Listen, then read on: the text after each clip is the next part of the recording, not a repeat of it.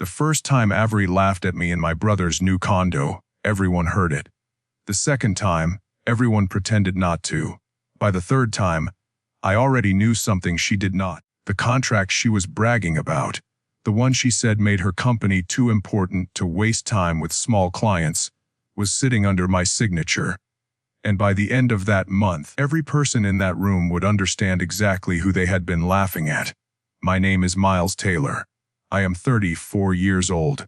I live in Washington, D.C., in a narrow brick townhome with a small office upstairs, a coffee machine that has survived more late nights than any employee should, and a desk full of contracts my family has never asked about. If you asked my parents to describe me, they would say I was quiet, dependable, easygoing. They would say I was the son who showed up early, stayed late, paid attention, fixed problems, and did not make a scene. For most of my life, I thought those were compliments. Now I know they were job descriptions. My younger brother, Connor, was different. Connor was charming in that careless way people mistake for confidence. He could walk into a room 20 minutes late, tell one funny story, and leave with everyone saying how much energy he brought. He did not finish college on time, but my parents called it finding his path. He quit 3 jobs in 2 years, but my father said, at least he knows what he doesn't want. When I started my company in a rented basement in Alexandria, they called it risky. When Connor got a sales job after 3 months of searching, they called it a breakthrough. When I worked weekends and slept beside a space heater because I could not afford an office and an apartment at the same time, they told me to be realistic. When Connor bought a condo in Arlington with a down payment my parents quietly handed him, my mother cried and said, "This is what family is for." That is how I ended up at his housewarming party on a Saturday evening, holding a bottle of good bourbon and trying not to notice how much of that condo had been paid for by people who never once invested in me. The place smelled like fresh paint and catered appetizers, white walls, gray sofa, black framed city prints, a kitchen island big enough for Connor to lean on like a man who had built an empire instead of signed a mortgage with help. Avery stood beside him. She was Connor's girlfriend, though she carried herself like she had been hired to evaluate the room. Blonde hair curled perfectly over one shoulder, cream sweater dress, gold earrings, a glass of white wine held between 2 fingers like a prop. The moment I stepped inside, her eyes moved over me. Shoes, jacket, watch, face. It was not a glance, it was an inspection. Then she smiled. "Well," she said loud enough for the kitchen to hear, "look who made it. We were starting to wonder if you were crashing here, now that Connor finally has his own place." My Connor laughed first. My aunt laughed because Connor did. My mother gave that tight little smile she used when she wanted to pretend a rude comment was harmless. My father looked at me, then at Avery, and muttered, "Let it go, Miles. Don't make it awkward." I had not said a word. That was the first cut of the night. Not Avery's joke. I could survive a stranger's arrogance. It was my father blaming me for the discomfort I had not created. I set the bourbon on the counter and said, "Next place, Connor." He slapped my shoulder. "Thanks, man." I looked around the condo. The imported stools. The new television. The framed prints still in plastic near the hallway. "Looks like it," I said. Avery tilted her head, studying me again. "So what do you do, Miles?" Connor said something with computers. "Something like that." "Oh, I love that," she said, in the voice people use when they do not love something at all. "My firm works with tech vendors all the time. Some of them are amazing.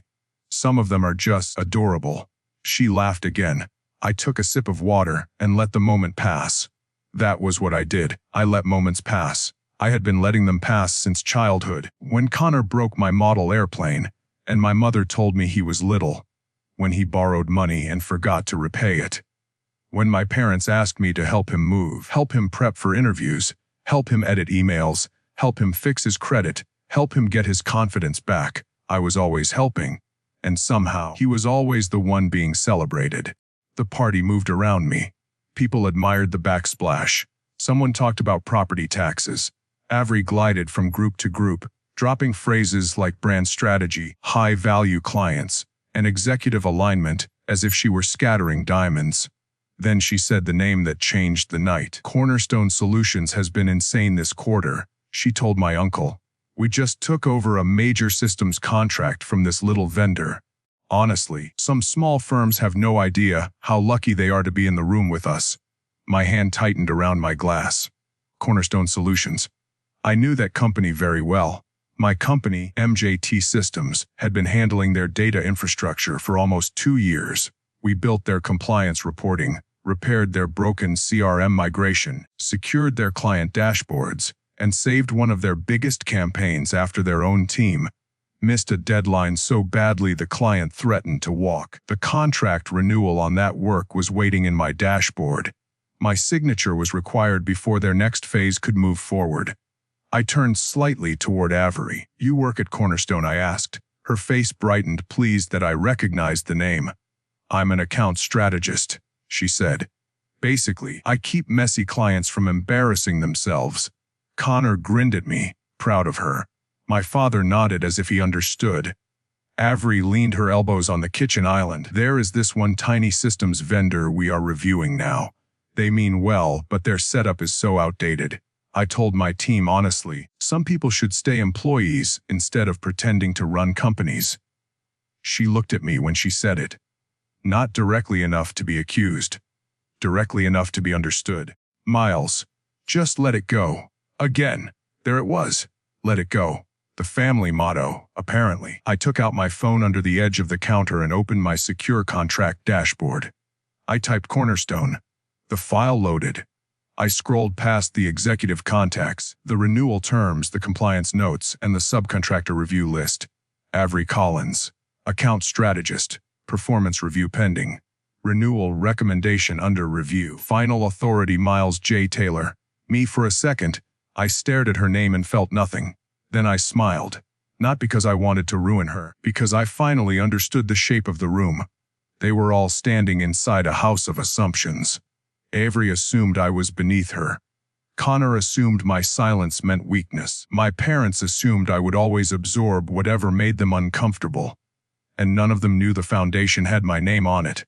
I put my phone away. Avery continued bragging. Connor kept laughing.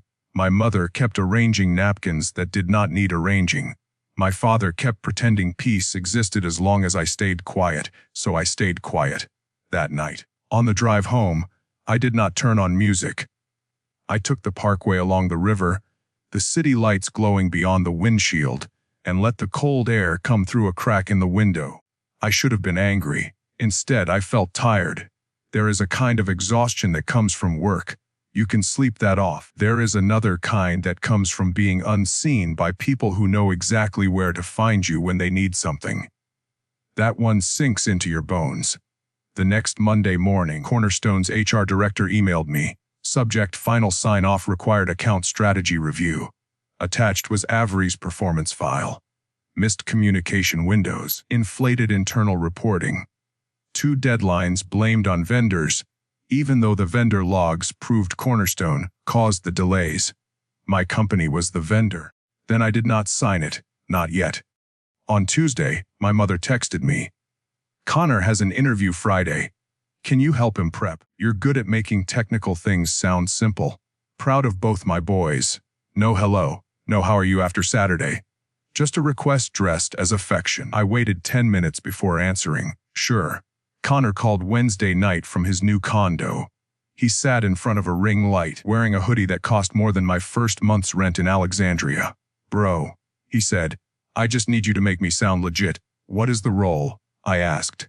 SaaS sales. Kind of enterprise, kind of growth, kind of customer success, I don't know. It pays well. What do you understand about SaaS? He squinted. Software as something. Right, exactly. See, that's why I need you. Or for an hour, I taught him the basics: pipeline, CRM, retention, churn, KPIs. I asked him questions, and he wrote my answers down like they were cheat codes. At the end, he leaned back and said, Dad said if I land this, they will help me with a Tesla down payment. Crazy, right? I almost laughed. Not because it was funny, because when I needed $5,000 to keep my company alive in year 2, my father told me business was about risk, and I should learn to stand on my own. Connor wanted a car, they called it encouragement. After we hung up, I opened Avery's file again. Her review sat there, waiting for me to become either generous or honest. I closed the laptop. The final straw came the next Saturday. My parents invited me for lunch. I almost said no, but some part of me wanted to see whether the party had been a bad night or a pattern too obvious to ignore. When I walked into their house in Fairfax, the smell of lemon cake hit me first. My mother baked lemon cake whenever she wanted to create the illusion of warmth. Connor was on the couch. Avery was beside him. She looked up and grinned. "Look who finally showed up," she said. "West gas prices weren't too scary today." My father chuckled from the kitchen, then caught my eye and looked away. Something in me settled. Not broke, settled. I sat at the table. My mother served cake. Avery opened her laptop because apparently even family lunch was a stage. "I actually saw something funny this week," she said. "One of our problem accounts is called MJT Systems." Connor said, "That's your little company, right?" The room shifted. Connor looked at me. "What, that's you?" "Yes," I said. "That's me." Avery smiled too quickly. "Small world. I didn't realize you were connected to them." "I'm not connected to them," I said. "I own them." The refrigerator hummed. My mother froze with the cake knife in her hand. "You own MJT Systems. I started it 10 years ago." Avery blinked once. Then again. She was searching for a way to stay above me and could not find one fast enough. "Well," she said, forcing a laugh, "then you should know your cloud stack has some serious redundancy issues." Our team flagged it. That was the wrong sentence. Not because it was rude. Because it was false. I took out my phone, opened the dashboard, and turned the screen toward her. Her name, her role, her pending review. My signature line. The color drained from her face. "Is that real?" I did not answer him. I looked at Avery. For once, she had nothing to say. I stood, pushed my chair in, and said, my father's voice finally came from the kitchen. "Miles, don't be dramatic." I stopped at the hallway. "I'm not being dramatic," I said. "I'm being accurate." Then I left. That should have been the end of it. It was not. By Monday morning, my mother called and told me Avery was upset. By Monday afternoon, Connor texted me that I had humiliated his girlfriend. By Tuesday, my father left a voicemail saying, "You could have handled that better. We raised you to be the bigger man." The bigger man. I had heard that phrase so many times it had become a cage. Be the bigger man meant forgive Connor. Be the bigger man meant ignore Avery. Be the bigger man meant keep family peace. But peace for them always required silence from me. That week, I made one decision. I would stop protecting adults from the consequences of their own choices. I signed Avery's review exactly as the evidence required. No anger. No revenge note. No personal comment. Just the documented truth. Cornerstone reviewed the logs. The clients confirmed the missed deadlines. Avery was given the chance to respond. She blamed vendors, co-workers, unclear expectations, and once, according to the notes, even the software itself. The problem was that the software kept better records than she did.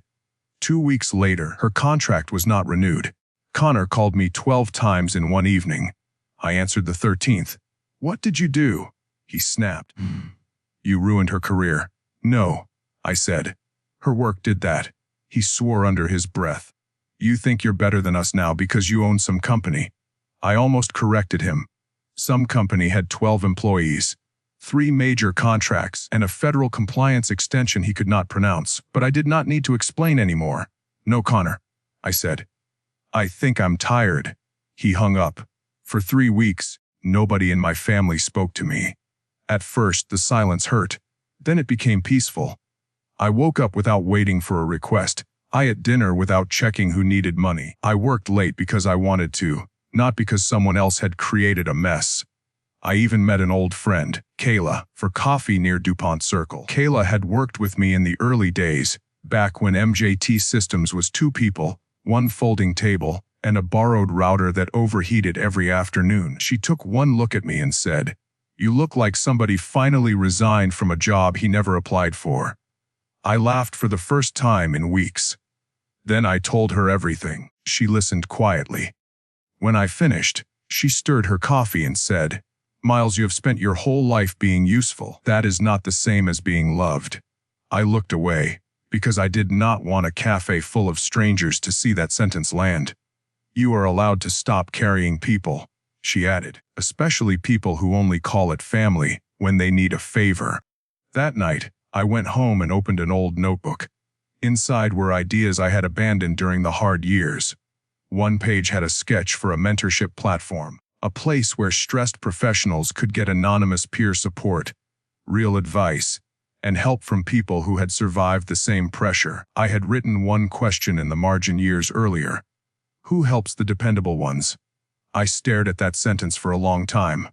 Then I started building. I called the platform PulseBridge. Kayla helped me test it. She broke features on purpose, insulted my terrible buttons, and sent notes so sharp they should have required a warning label. Slowly, the project became real.